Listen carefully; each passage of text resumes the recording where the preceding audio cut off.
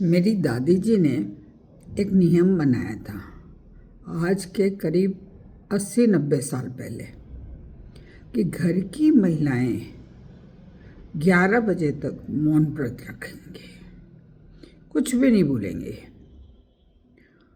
तो ये नियम हमारे यहाँ पालन किया जाता था।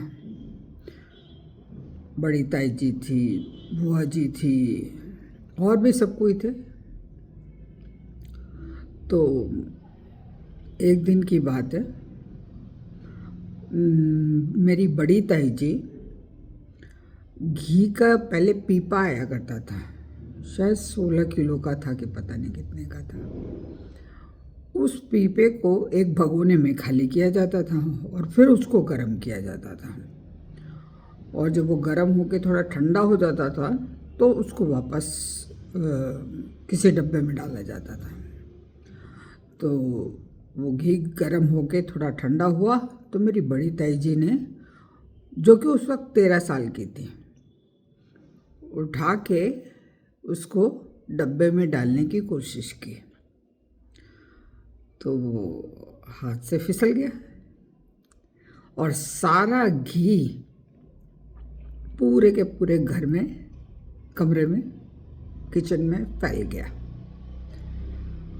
अब वहीं बगल में बैठी मेरी दादी जी पूजा कर रही थी।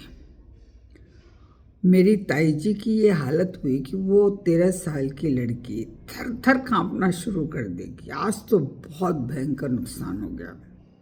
और उनकी यह हालत देखकर मेरी दादी जी खूब हंसना शुरू कर दी। मौन व्रत था, याद रखिए, मौन व्रत था। वो खूब हंसना शुरू कर दी। तब तक मेरी बुआ जी आई आवाज़ सुन के, बड़ी वाली बुआ जी। उन्होंने देखा कि घी तो गिर गया और दादी जी हंस रही है और ताई जी कांप रही है डर से। अब उनका गुस्से से बुरा हाल, मतलब अगर उनका बस चलता तो वो आंखों से सबको खा जाती, पर नियम था, बोलना नहीं है। तो उन्होंने अपनी चुप्पी रखी और चुपचाप घी की सफाई करने लगी। ताई जी भी घी की सफाई करने लगी, डरते डरते सब कुछ।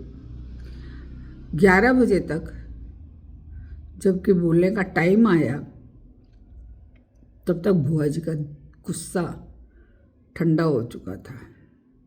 जानबूझ के तो किया नहीं था उन्होंने, तो बात आई गई हो गई।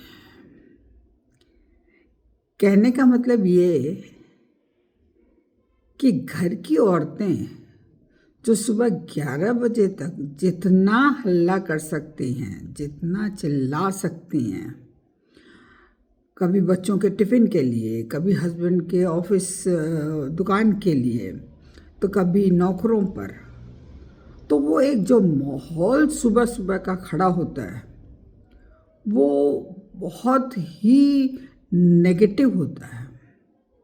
इस नेगेटिव विचारधारा के साथ जब बच्चे स्कूल जाते हैं या कोई काम पे जाता है या कुछ भी घर में खाना बनता है, तो वो एक, जिसको कहते हैं कि बहुत ही नकारात्मक ऊर्जा उत्पन्न होती है।